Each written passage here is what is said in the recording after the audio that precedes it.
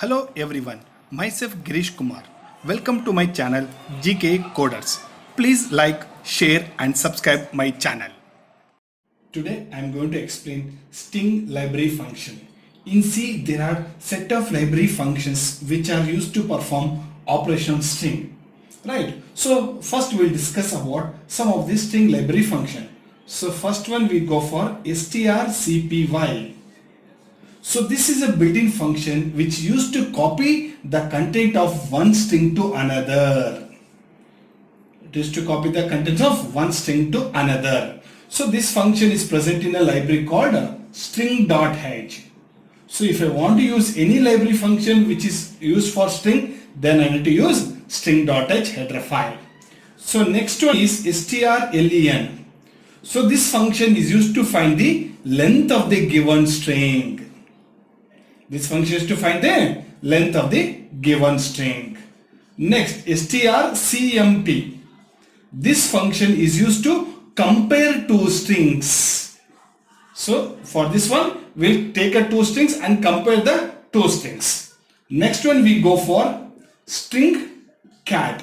Means if I want to concatenate two string, concatenate or joining two string, then I should go for using strcat function. Next, strncpy. So if I want to copy only some part of the string into the another string, then I should go for string ncopy. So this n will specify the number of characters to be copied. Similar to that we have strncmp. So this function is used to compare two string with n number of characters. So there are given two strings will be there. Within the two string, if I want to compare only some set of characters. So this function is similar to that of string compare, where this string compare compares the entire string.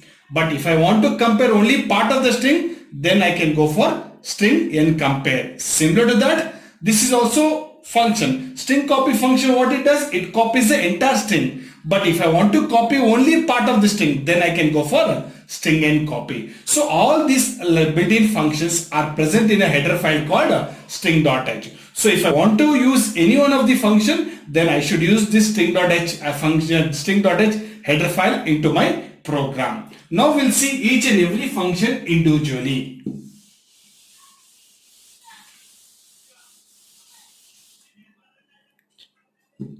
Right. So next one, string copy. So this string copy is used to copy the content of one string to another. The syntax is given below.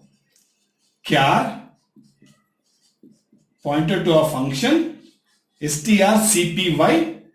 It takes two parameters.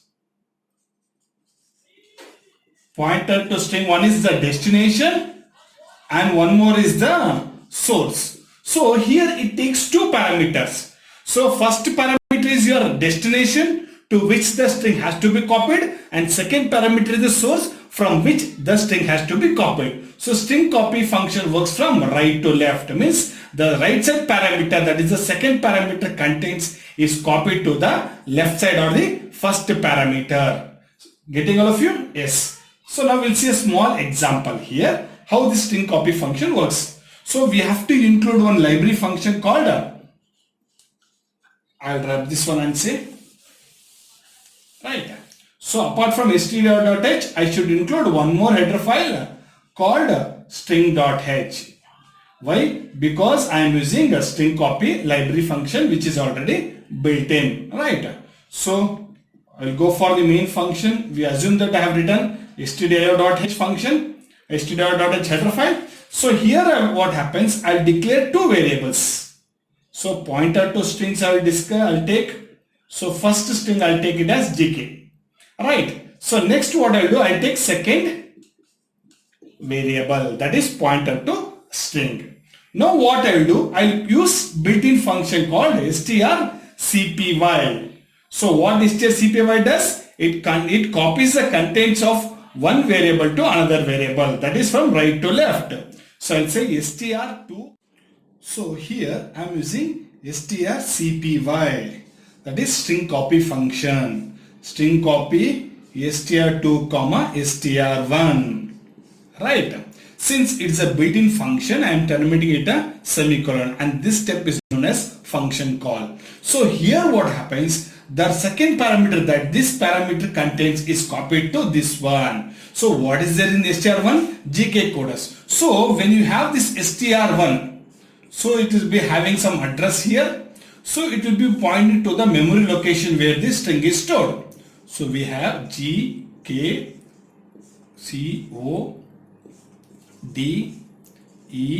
CODERS terminated by a null character, right?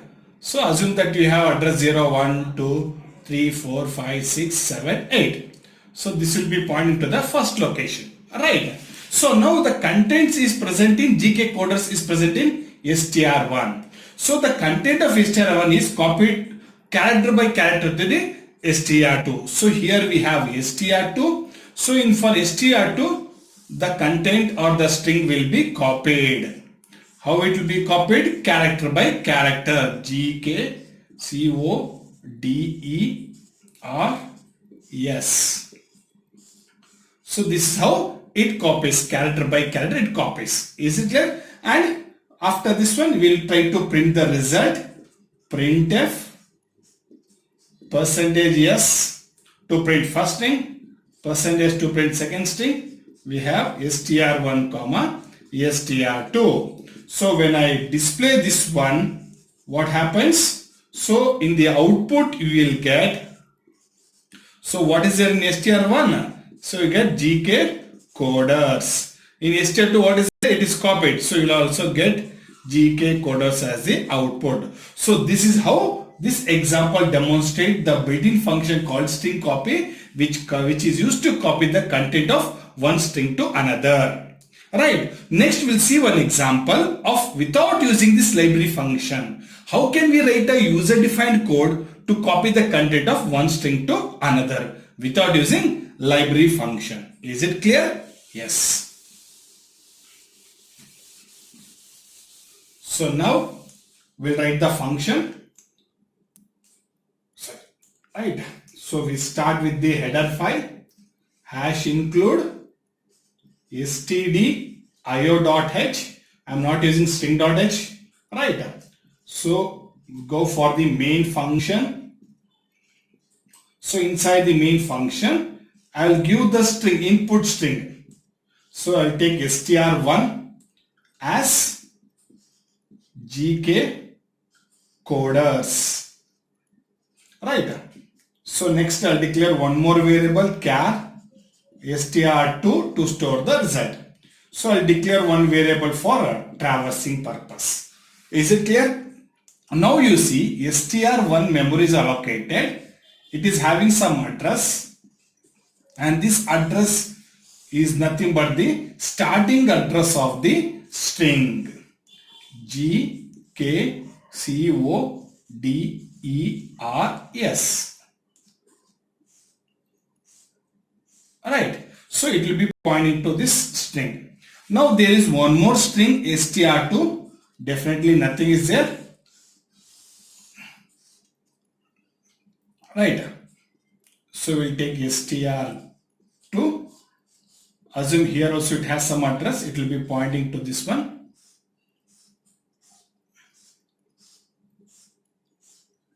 Right. Right. So I have declared one variable I. So I is there, memory is allocated. Is it clear? Now we'll make this location point by 0. By default array start with 0. 0, 1, 2, 3, 4, 5, 6, 7, 8.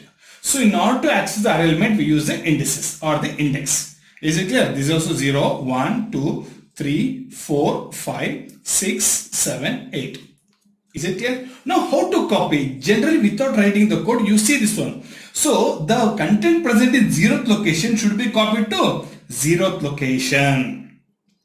Right. Next one, the content present in the first location should be copied in the first location. That is character by character. So how do you copy here? Generally, I may say that str of 0, str2 of 0 is equal to str1 of 0. Means what? str1 of 0. What is there in str1 of 0? 0. G. G is copied to str2 of 0. str2 of 0, G will be copied. Is it clear? Next I'll increment the value. So I will be pointing to the next location. Again next str1 of I is copied to str2 of I. Is it clear? This is how we copy. I'll write the entire code, then we'll see how it works, right? So for that, since I am using traversing, I will be using one of the loop called for loop. So first for I is equal to 0. So I will be 0 means I is pointing here, right? Next, so how long I should repeat? Until I reach the end of the string. So when I come to the end of the string, whenever I reach a null character. Since I have given a string in pair of double quotes, by default the compiler will append null character at the end of the string. So I need to traverse until I reach a null character. So what I'll write? str1 of I not equal to null. Means until I reach null, I keep on traversing. So each and every time location will be incremented by 1. Right? So str1 of I. So str1 of I. So str1 of I. What is I? 0. So str1 of 0. What is that? G. Whether it is not equal to null. Yes, condition is true. So what happens? I'll copy this content to this location. That is str2 of I is equal to str1 of I. Is it clear? Only one line of code. So what is this doing? So str2 of 0 means str2 of 0 is equal to str1 of 0. So what is there in str1 of 0? G. G will be copied into str2 of 0. Is it clear? After this code is executed, the control is transferred here. So the I value is incremented. So I value become 1. So I will be pointing to the next location here. Now you see whether str1 of I, that is str1 of 1 not equal to null. Yes, it is not equal to null. Condition is true. Come inside. str2 of I is equal to str1 of I. Means what is there in str1 of I? K. K is copied to str2 of I. So K is copied. Is it clear? Again next I becomes 2. So I will be pointing to the second here. Third location. Next str1 of I not equal to null. What is there in str1 of I? C. C is not equal to null. Condition is true. So what happens? Copy this into this location. str2 of 2 is equal to str1 of 2. It is copied.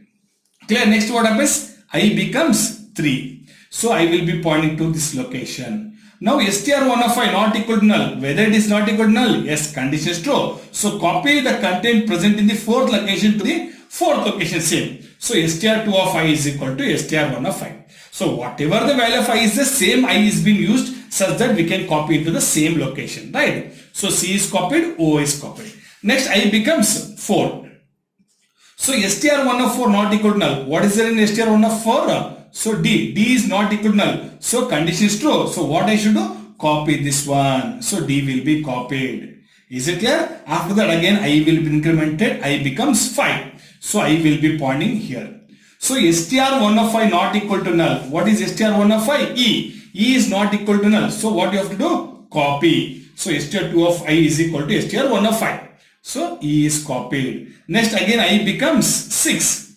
So I will be pointing here.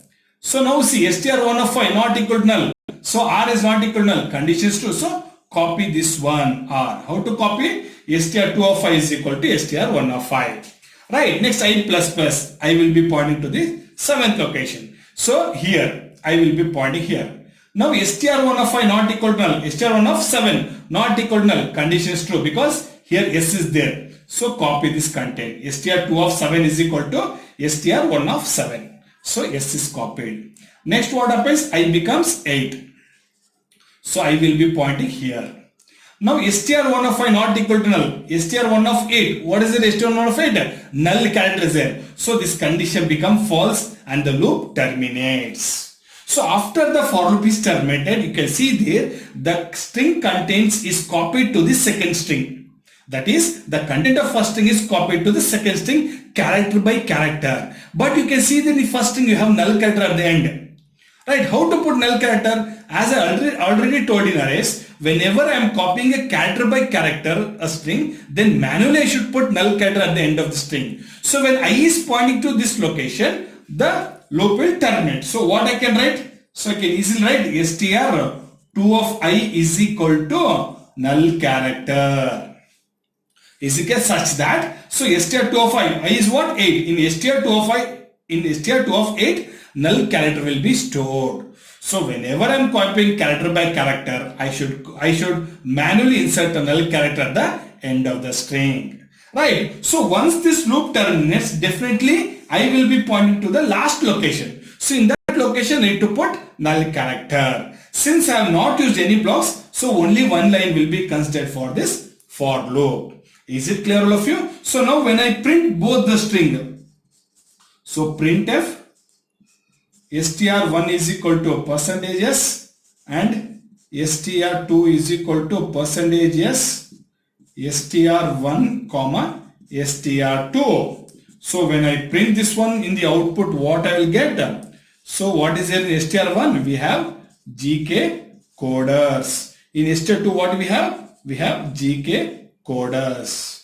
Hence here we have demonstrated how to copy the content of one string to another string without using library function called strcpy, that is string copy. Is it clear, all of you? So we'll see a small assignment program for you people. Clear this one? Yes. So a small assignment question will be there. So main function, assume that header file is written already. So I will declare one variable, character pointer to a character. I will say hello. Right. So next I will take one more variable. Only thing is to confuse you people, I have taken welcome. Right. strcpy str1 comma str2. Right. So now what I am doing, I am just copying it. After that I am printing the contents. str2. What will be there in str2? So you need to predict the output. Clearly observe, I have used built-in function called strcpy. Assume that I have written string.h header file. Is it clear? So what may be the output? Either you get compile time error, or you get segmentation fault, or you get hello welcome, or you get hello. Right? By seeing this one, you have to say what will be the output. Is it clear, all of you? Yes. So thanks for watching the video. In the next video, we will see built-in function string length and also how to write string length function without using library function. Is it clear? Thank you. Thanks for watching the video.